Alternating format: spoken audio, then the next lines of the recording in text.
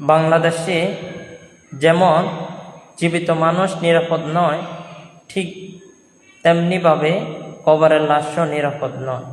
আপনারা দেখেছেন গোয়ালন্দে এক ব্যক্তির লাশ উঠিয়ে পুড়ে ফেলা হয়েছে। তার বিরুদ্ধে অভিযোগ আনা হয়েছে সে শিরিক, বেদাত, কুফরের সাথে জড়িত এবং ইমাম মাহদী দাবি করেছে। আমার কথা হচ্ছে, সে ব্যক্তি জীবিত থাকাকালীন আপনারা তার বিরুদ্ধে মামলা করেন না কেন?